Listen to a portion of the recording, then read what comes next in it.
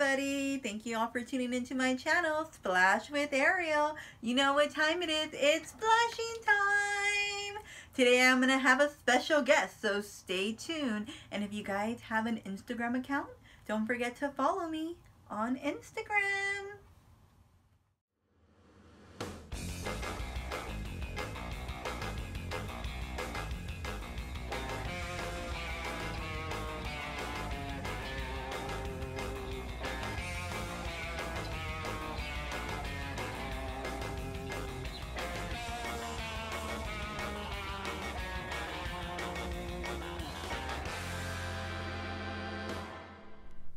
Hi everybody, I wanted to introduce you to my special guest. This is my brother-in-law Chris, my sister's husband. He is a huge collector as well. As you can see, his awesome backdrop. So Chris, tell us about one of your Funko Pops. Do you have a rare Funko Pop or a most valuable Funko Pop in your collection? I don't know if there's any most rare ones. I try to get the ones that mostly pertain to my likes or anything that kind of just like says me. I think I would probably say either Let Me Kill Meister or the Demon from Kiss, Gene Simmons.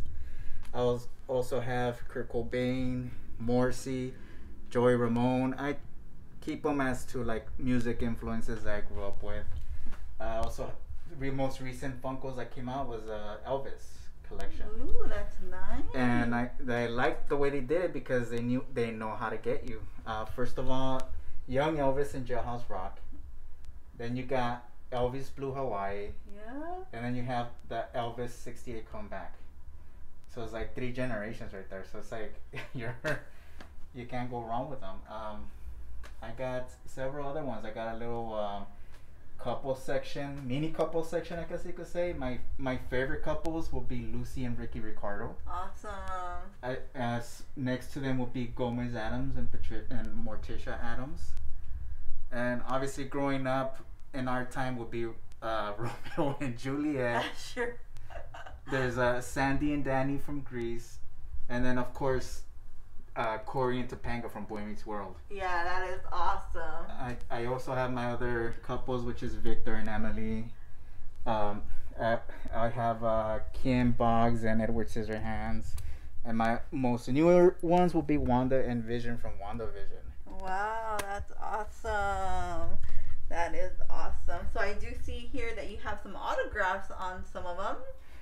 Yes, I do. There's a big, I guess, tradition that, you know, my wife and I do where we go to a Halloween horror convention called Midsummer Scream. And we've made it a thing to go every year. And every year we go and we would see, you know, Elvira will be there. And we finally got to get to meet her face to face there. And she literally autographed our Funkos. So my wife has one and I have one. Ooh, that's nice. Wow, that is nice. So the other autograph that I have would be comedian Joe Coy. Ooh. A man shrine. This is a really nice setup though. This is like really nice. I just try to put all my likes into it. Music, comic or television.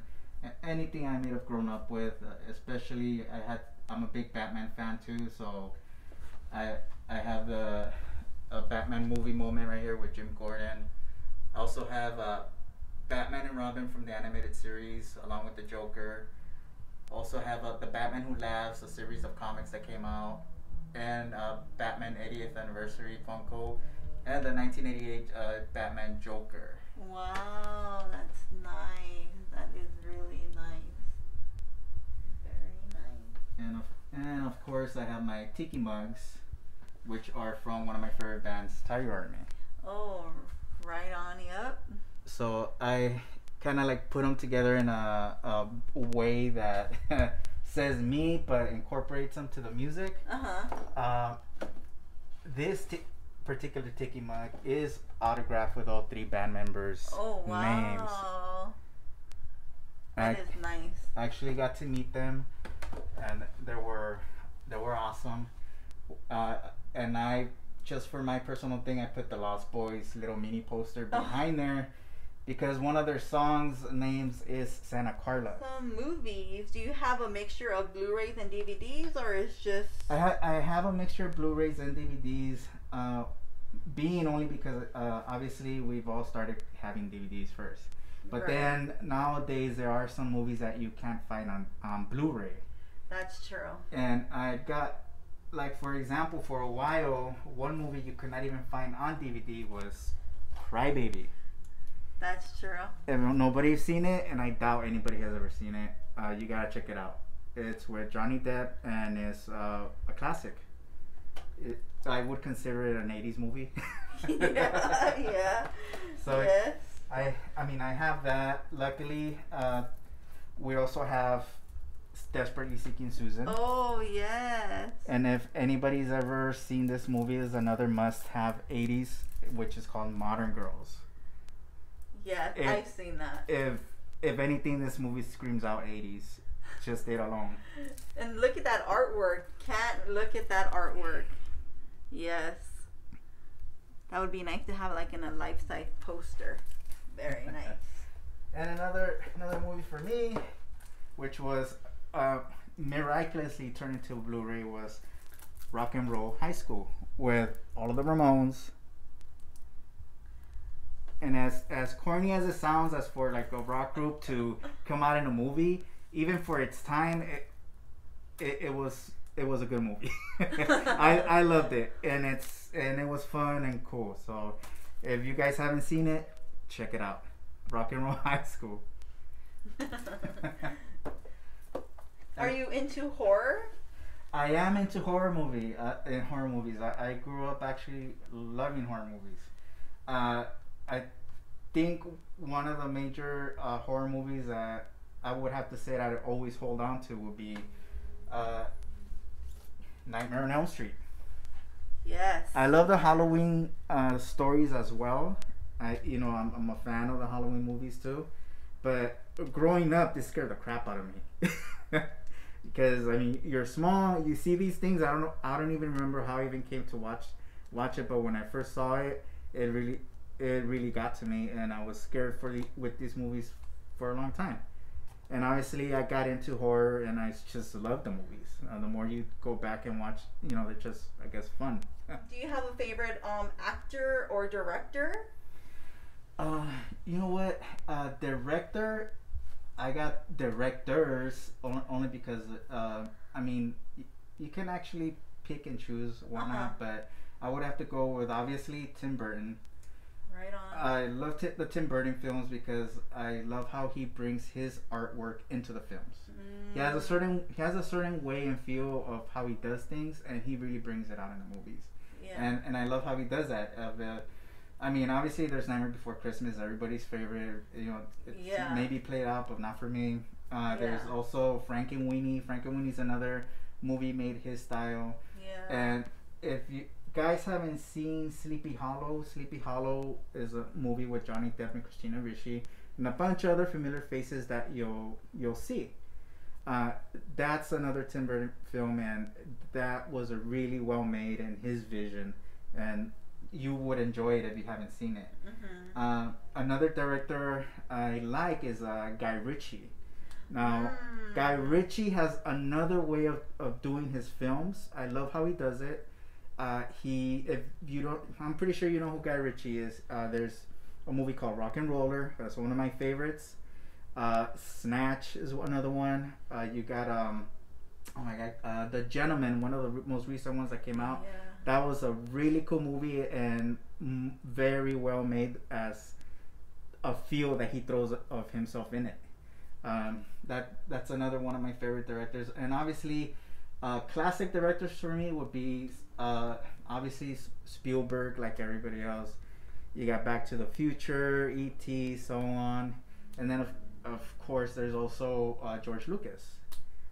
Obviously, for the facts, I'm a big Star Wars fan too.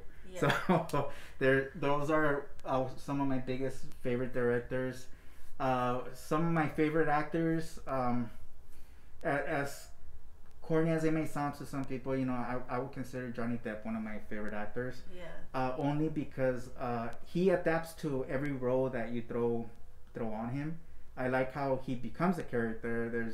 He changes into the character, and it's not much of a like he tries hard to be the character. So it just kind of comes naturally, and I love how he makes that character come to life in every movie, whether it's weird or whatnot. You know, if he does a good job at it. I love how he does his films.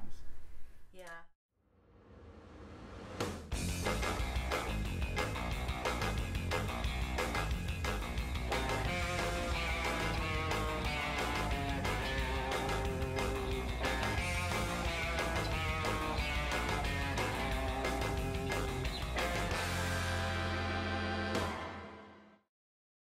So I know you mentioned that you're into Tiger Army. Do you know what type of music, for people that are not familiar with Tiger Army, what type of music that is?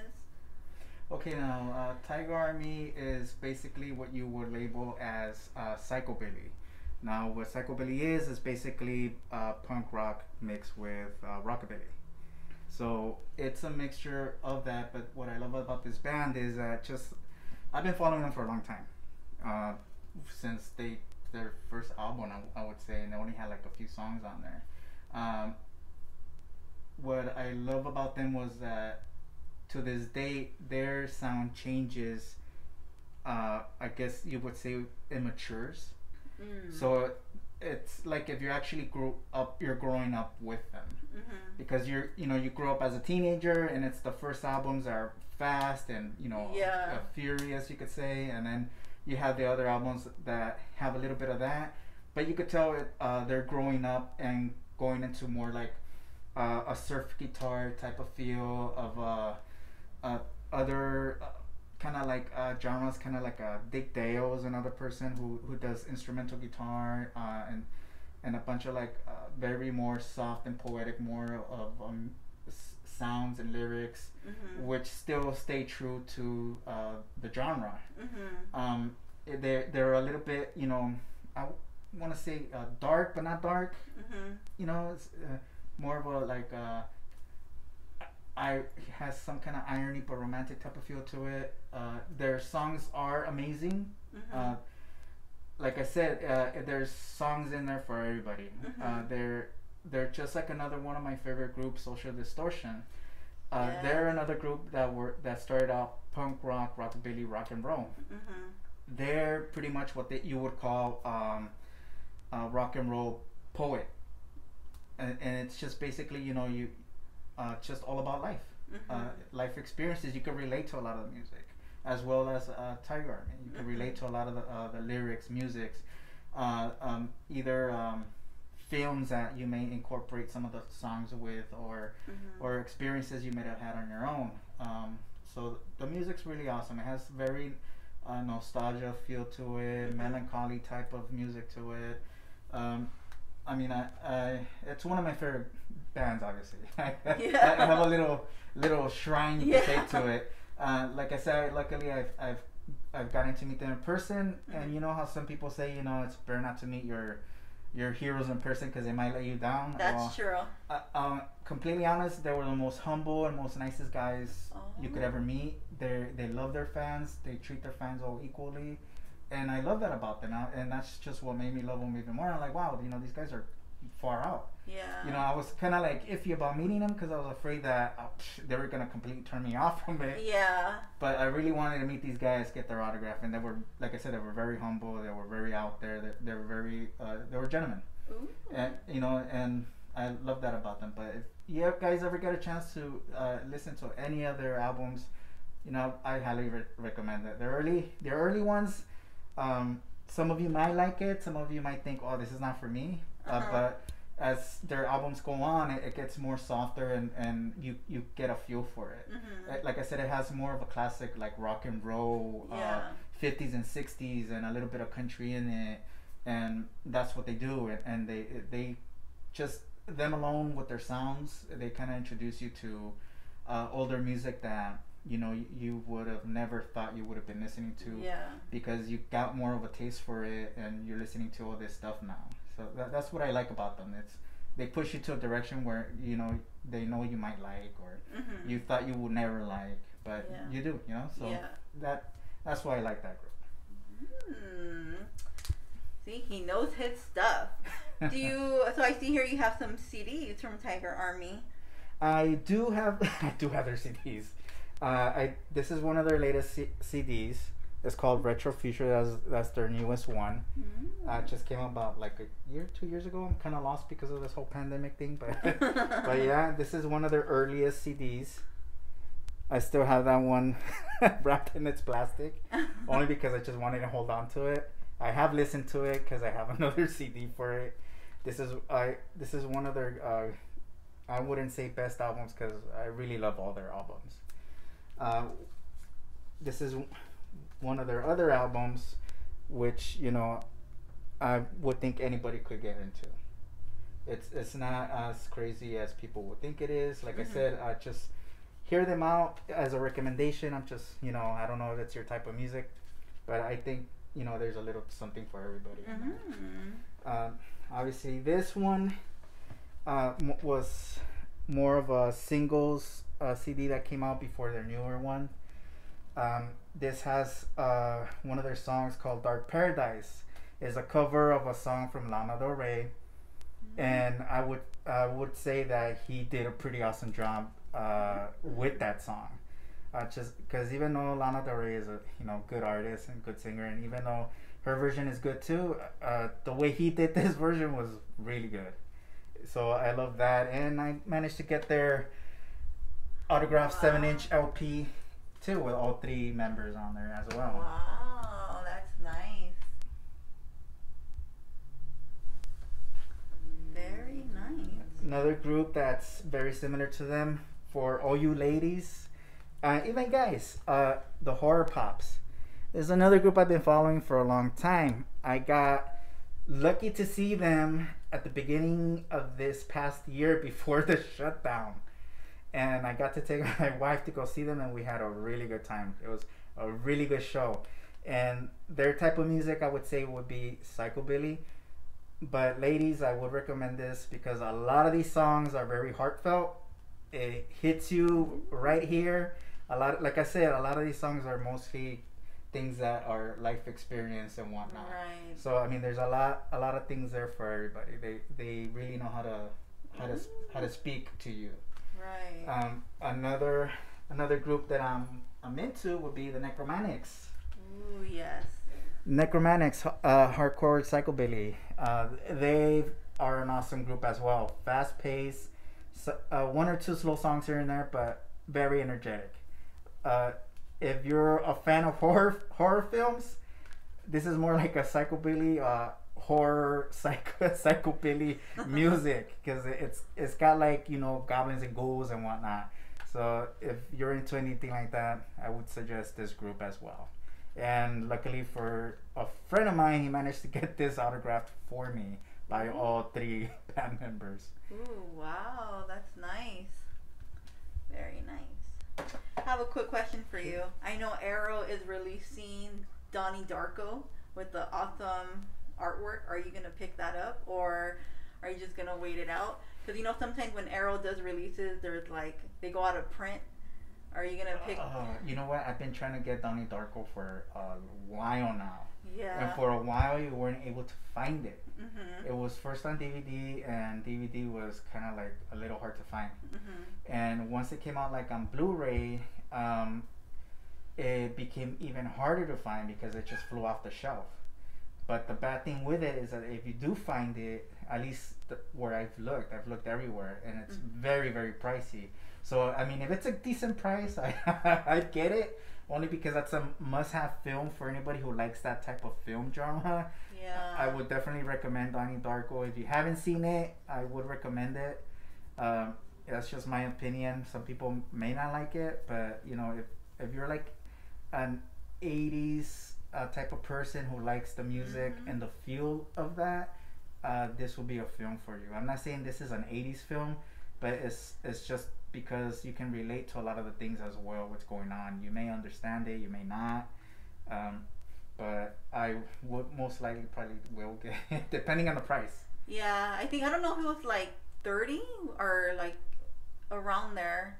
I did check. It was, but it's around there. If it's $30, I would say get it only Yeah. because that thing's gonna Yeah. go up pretty fast. Yeah. If it's a movie that you actually want in your collection or it's just a movie you love, I wouldn't complain about $30 because $30 is nothing compared to how high that goes. That's true. If you see it, get it. Don't procrastinate on it. Yeah. Because that's what I thought at first, and then it was just really hard to find. Yeah. Even if it was just a simple cover, it became really, really hard to find. Yes. So I would suggest get it, even if it's $30.